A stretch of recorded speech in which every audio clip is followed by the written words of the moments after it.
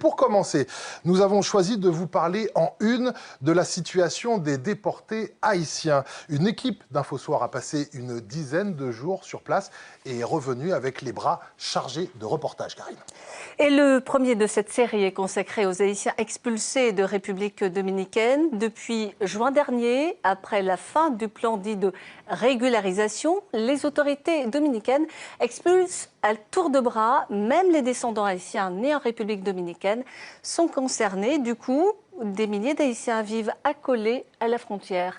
Le reportage de nos envoyés spéciaux, Nathalie Sarfati et Mourad Bouretima. Derrière cette montagne, le camp de déportés haïtiens de Pacado. Situé près d'Ansapitre, à l'extrême sud-est d'Haïti, il regroupe près de 2000 personnes. Des Haïtiens contraints de quitter la République dominicaine en abandonnant tout derrière eux. C'est le cas de Mouna. Cette jeune fille de 15 ans a mis les pieds à Haïti pour la première fois il y a 5 mois.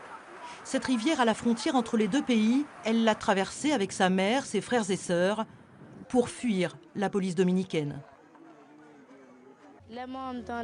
On a entendu que les Haïtiens devaient partir de République dominicaine. Ils nous ont dit qu'ils allaient venir avec une hache.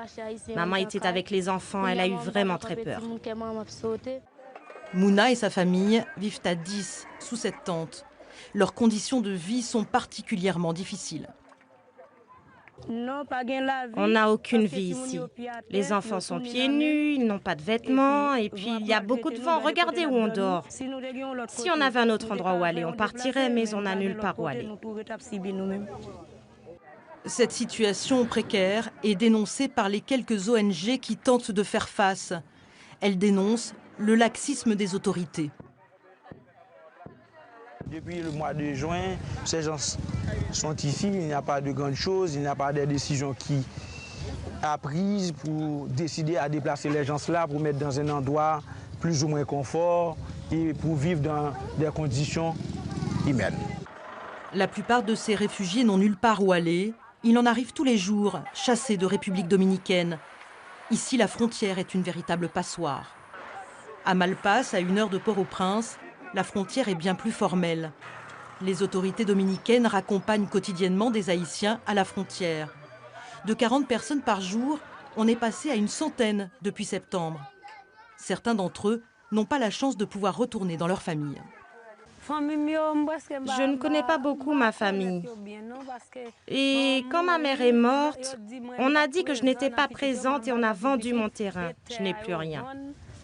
Difficile d'évaluer le nombre exact de personnes rentrées à Haïti depuis juin dernier. Les autorités n'ont pas mis en place de solutions adaptées, surtout pour ceux qui n'ont plus aucun lien avec le pays et qui demeurent pour l'instant dépendants des organisations humanitaires. Allez, allons un peu plus loin dans l'analyse de cette situation dramatique avec Nathalie Sarfati qui nous rejoint sur ce plateau. Bonsoir Nathalie. Bonsoir Cyriac, bonsoir Karine. Bonsoir. Alors vous avez, on l'a vu, partager les conditions de vie donc, de ces réfugiés qui campent tout près de la frontière avec la République dominicaine. Des conditions de vie extrêmement difficiles, on l'a vu. Oui, des conditions de vie très compliquées. Ils n'ont vraiment rien. Ils ont tout abandonné en République dominicaine. Donc ils ont des problèmes d'eau potable, de nourriture, des problèmes d'hygiène, des problèmes sanitaires.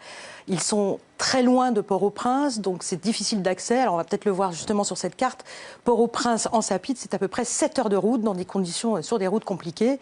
Donc on s'imagine bien que non seulement les organisations humanitaires ont vraiment des difficultés à les rejoindre, mais en plus, les autorités on les ont complètement abandonnés, ils sont tout seuls. Alors est-ce qu'il y a une dimension raciale dans l'affaire de ces déportés haïtiens? Oui, indéniablement. Il y a des observateurs sur place qui nous racontaient que certains dominicains, parce qu'ils sont noirs, on leur a déchiré leur carte d'identité. Donc ils se retrouvent aujourd'hui en Haïti, un pays qu'ils ne connaissent pas du tout, totalement apatrides, et ils sont totalement désemparés, ils ne savent plus où aller. Alors avec Mourad Bouretima, vous avez passé 8 jours en Haïti, un pays ravagé par un séisme en janvier 2010. Quelle image gardez-vous de ce pays des Grandes Antilles? C'est un pays d'abord extrêmement attachant, avec des gens extrêmement accueillants. ils sont aujourd'hui dans une dynamique de reconstruction. Alors on le voit très bien à Port-au-Prince, les stigmates du séisme, on ne les voit plus beaucoup. On voit beaucoup de grues, donc il y a concrètement de la construction. Mais il y a une reconstruction mentale, c'est-à-dire que les gens, ils ont envie d'avancer, ils ont envie de faire des choses. Il y a un grand développement du tourisme, en tout cas on essaye de développer le tourisme. Nous sommes descendus jusqu'à Jacmel, qui est le sud-est d'Haïti. Alors on le voit ici, des belles plages, il y a du potentiel de plage, il y a des potentiels culturels aussi, la ville de Jacmel est magnifique. Donc tout ça, il y a de quoi faire, il y a du potentiel. Maintenant, on va voir ce qui va se passer avec les élections. C'est un pays très instable politiquement. Les législatives se sont très mal passées. Les présidentielles, c'est dimanche, premier tour, avec 54 candidats.